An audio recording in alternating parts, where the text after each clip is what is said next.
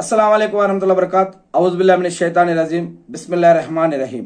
శాపగ్రస్తుడైన సైతాన్ బారి నుంచి సృష్టికర్త అయిన అల్లాహ్ యొక్క రక్షణని, అల్లాహ్ యొక్క సహాయాన్ని, రక్షణ వేడుకుంటూ ఉన్నాను. ఆమీన్. అల్లాహ్ ప్రవక్త ముహమ్మద్ సల్లం గారి పైన శాంతి సుఖాలు కురిపించడం వల్ల ఆమీన్.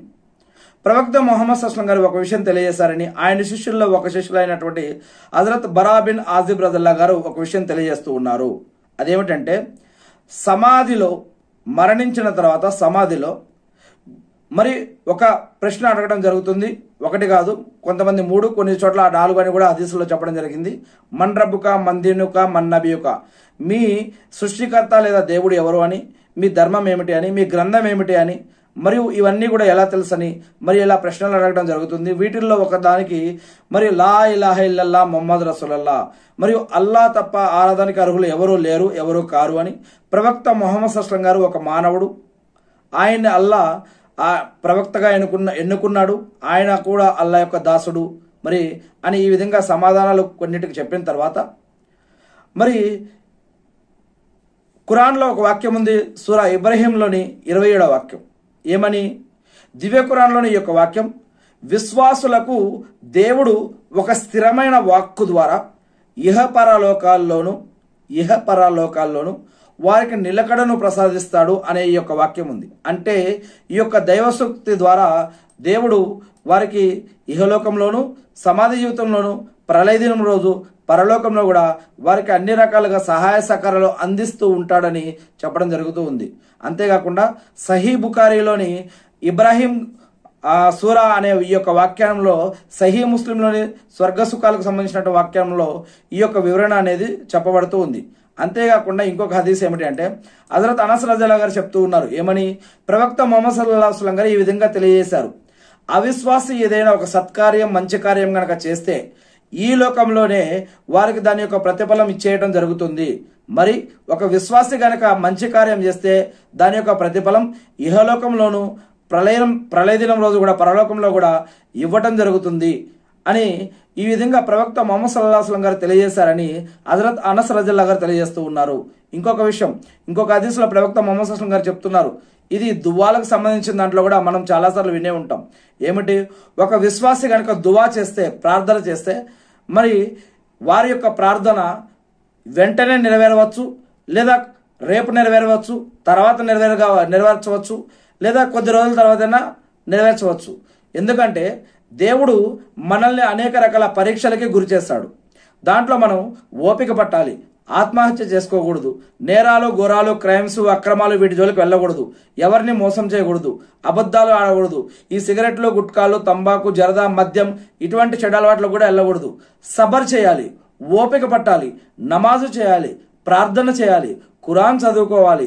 మన ప్రయత్నం ఏదైతే ఉందో ఆ యొక్క ప్రయత్నం చేస్తూ ఉండాలి. దేవుడు ఏదో ఒక రకంగా, ఏదో ఒక రూపంలో మనకి ఆ యొక్క సహాయం అనేది అందిస్తాడు, పంపిస్తాడు, చేయిస్తాడు అని మరి ఎవరైతే ఈ యొక్క ప్రార్థన చేశారో, నమాజు చేశారో, ఓపిక పట్టారో, ఆ యొక్క ప్రార్థన చేసిన వారికి దేవుడు దాని యొక్క ప్రతిఫలాన్ని లేదా దాని యొక్క రిజల్ట్ని దేవుడు ఏదో ఒక రూపంలో అప్పుడైనా ఇవ్వచ్చు, తర్వాత ఏమైనా ఇవ్వచ్చు. ఒకటి. ఇక రెండవది, దేవుడు ఈ యొక్క చేసిన ప్రార్థన మూలంగా మరి ఆ యొక్క భక్తుడికి ఏదైనా వేరే పెద్ద ప్రమాదం నుంచి రక్షించవచ్చు. మనం ఏదో అర్జెంటు కావాలనుకుంటున్నాం, లేదా ఏదైనా ఒక పెళ్లి చేసుకోవాలనుకుంటున్నాం, ఏదైనా ఒక వస్తువు కొనాలనుకుంటున్నాం, ఏదైనా ఒక జాబ్కి వెళ్ళాలనుకుంటున్నాం, ఏదైనా ఒక ప్రయాణం చేయాలనుకుంటున్నాం. కానీ అది జరిగితే, ఆ పెళ్లి జరిగితే, లేదా ఆ వ్యక్తితో పెళ్లి జరిగినా, లేదా ఆ జాబ్ ఏదైతే అనుకుంటున్నామో అది జరిగినా, ఏదైతే ప్రయాణం అనుకుంటున్నామో అది జరిగినా, ఆ యొక్క విషయాన్ని జోలికి వెళితే కనుక ఏదో ప్రమాదం ఉండుంటుంది. అందుకే మనం చేసిన ప్రార్థన వల్ల ఆ యొక్క ప్రమాదాల నుంచి మనల్ని ముందే రక్షిస్తాడు. లేదా మనకి మంచి అని ఏదనిపిస్తుందో వేరే వ్యక్తితో పెళ్లి చేయటం, వేరే జాబ్ ఇప్పేయటం, వేరే బిజినెస్కి పంపించడం, లేదా మనం బిజినెస్ అనుకుంటే జాబ్ అనుకుంటే బిజినెస్, మనకి ఏదైతే మంచిదో దేవుడు మనం చేసిన ప్రార్థన వల్ల మనకి ముందు వచ్చే ప్రమాదం నుంచి మనల్ని రక్షించి దేవుడు మనకి వేరే రూపంలో, వేరే దారిలో మళ్లించి వేరే రకంగా సహాయం చేస్తాడనమాట. ఇది కూడా మన యొక్క ప్రార్థన వల్ల మరి మనం అనుకుంటాం, అయ్యో నేను ప్రార్థన చేశాను నాకు దక్కలేదని అనుకోకూడదు.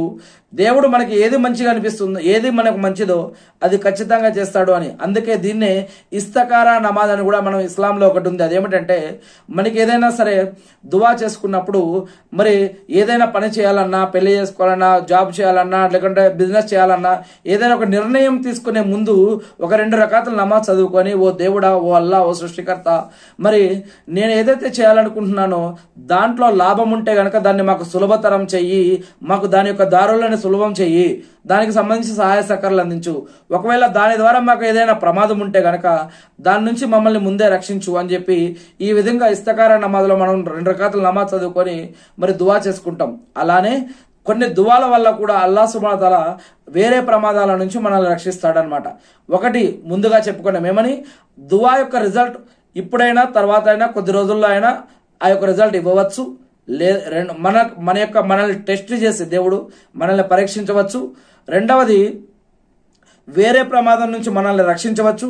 మూడవది, ఇక్కడ అడిగిన దువాకి రిజల్ట్గా దేవుడు సమాధి శిక్షల నుంచి కాపాడటం, లేదా ప్రళయ దినం రోజు రక్షించటం, నరకం నుంచి కాపాడటం, స్వర్గంలోకి ప్రవేశింపజేయటం, స్వర్గంలో అత్యుత్తమ స్థానాలు, అనేక రకాల ఫెసిలిటీస్ అక్కడ ఇవ్వటం. ఆ రోజు చెప్తాడు దేవుడు, నువ్వు అడిగిన ప్రార్థన ఆ రోజు నువ్వు నెరవేరలేదనుకున్నావు కదా, ఇగో దానికి బదులుగా ఈరోజు ఆ యొక్క ప్రార్థన మూలంగా ఈరోజు నీకు ఇవన్నీ కూడా నీకు లభిస్తున్నాయని దేవుడు ఆ రోజు ఇస్తాడు అని. అందుకే ప్రార్థన అనేది వృధా కాదు, వేస్ట్ కాదని చెప్పడం జరుగుతూ ఉంది. అందుకే ఒక విశ్వాసి చేసినటువంటి ఏదైనా ఒక మంచి కార్యం యొక్క రిజల్ట్ అతడికి ఇహలోకంలో అయినా ఇవ్వచ్చు, పరలోకంలో అయినా ఇవ్వచ్చు. ఇంకొక విషయం, ఇహలోకంలో మరియు పరలోకంలో కూడా ఇవ్వచ్చు.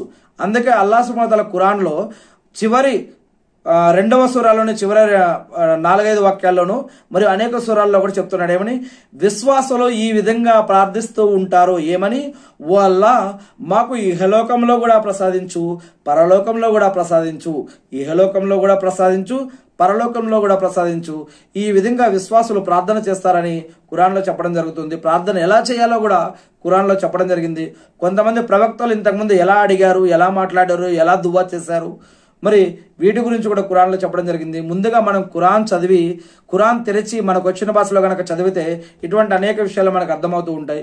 ఏది ఏమైతేనేమి, నేను సృష్టికర్త అయిన అల్లాహ్ని ప్రార్థిస్తూ ఉన్నాను, వాళ్ళ మీరు ప్రవక్త ముహమ్మద్ సల్లల్లాహు అలైహి వసల్లం గారి ద్వారా ఏవైతే పద్ధతులు మాకు తెలియజేసారో, జీవన మరియు ఆరాధన పద్ధతులు, వాటిని మేము తెలుసుకుని, నేర్చుకుని, అర్థం చేసుకుని, గుర్తుపెట్టుకుని వాటి ప్రకారం మేము జీవిస్తూ మిమ్మల్ని ఆరాధిస్తూ తెలియని ఇతర మా సోదరులు తెలిపే భాగ్యాన్ని మాకు ప్రసాదించడం వల్ల ఆమీన్. అల్లాహు అక్బర్.